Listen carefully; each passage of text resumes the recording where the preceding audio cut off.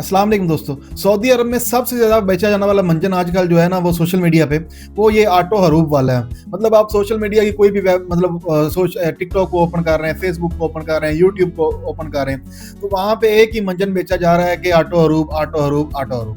तो आज मैं कुछ चीज़ें आप लोग के साथ शेयर करना चाहता हूँ जो हर बंदे को लाजमी मालूम होनी चाहिए कि ऑटो हरूफ लगता किनका है और कैसे लगता है और उससे बच्चा कैसे जा सकता है। सबसे पहले मैं आपको बताता हूँ कि ऑटो हरूफ लगता किनका है। ऑटो हरूफ हर उस बंदे का लग जाएगा ये जून के 30 के बाद जिसका इकामा एक्सपायर है और जिसका जो है कॉन्ट्रैक्ट एक्सपायर है।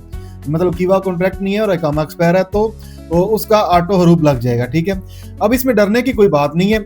अगर आपका कीवा कॉन्ट्रैक्ट एक्सपायर है या फिर आपका इकामा एक्सपायर है, तो जितना आपको जॉब जरूरी है उतना आपकी कंपनी को आप भी जरूरी हो। ठीक है, तो ये कंपनियां करेंगी कहाँ क्या कि जो कंपनियां पहले बंदों के हायर करती हैं और उनके कॉन्ट्रैक्ट वगैरह नहीं बनाती और उनसे काम करवाते रहते हैं, उनके लिए ये एक खतरे की कड़ी है। उनको अभी आपका कॉन्ट्रैक्ट जो है वो बनाना ही पड़ेगा। ठीक है, उसके बाद जो ऑटो हरूफ अगर खुदा न खास्ता आपका लग भी गया ना, तो उसमें फिर आपको 60 डेज का टाइम मिलता है और उन 60 डेज में आप किसी भी दूसरी कंपनी में जॉब ढूंढ सकते हैं। अगर आपको जॉब मिल रही है तो आप इजीली ट्रांसफर ले सकते हैं। अभी के लिए मैं आप लोगों को यही बोलूंगा कि अपना कॉन्ट्रैक्ट जो है वो खुद से कैंसिल नहीं करें, तब तक कैंसिल नहीं करें जब तक आपको कोई दूसरी नौकरी मिल नहीं जाती। अगर आपको कोई दूसरी जॉब ऑफर हो गई है और तो फिर आप कैंसिल कर सकते हैं, वो भी इस सूरत में कि अगर आपको 1 साल कंप्लीट हो गया सऊदी अरब में।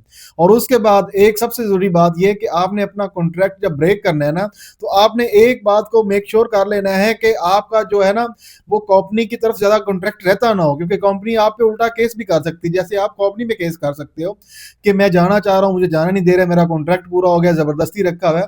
ऐसे अगर आप कॉन्ट्रैक्ट ब्रेक करके जाते हो तो कंपनी आपसे 2 सैलरी की मांग कर सकती है। और अगर कंपनी ने आपको इंडिया, पाकिस्तान, बांग्लादेश कहीं से मंगवाया हुआ है, तो फिर वो आपसे पैसों की मांग भी कर सकती है, इकामा की मद में या फिर वीजा की जो स्पॉन्सरशिप है उसकी मद में। तो आपने जो भी कदम उठाना है वो सोच समझ के उठाना है और पूरा मतलब उसके बारे में जानकारी लेके उठाना है। ठीक है, इन शॉर्ट में आप लोगों को यही बताऊंगा कि ऑटो हरूफ से आपने मतलब डरना नहीं है।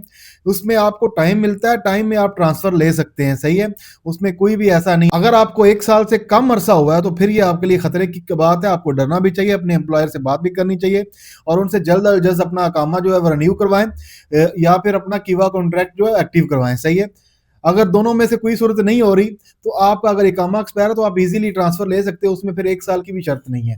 ठीक है, तो आप लोगों के पास अभी 1 महीना है, 1 महीना में अपना अपना जो भी कागजात है वो दुरुस्त करें, इकामे को तजदीद रखें, कॉन्ट्रैक्ट को एक्टिव रखें और हमारे साथ जुड़े रहें। हम ऐसी खबरें आप लोग के साथ शेयर करते रहेंगे। अल्लाह हाफिज़।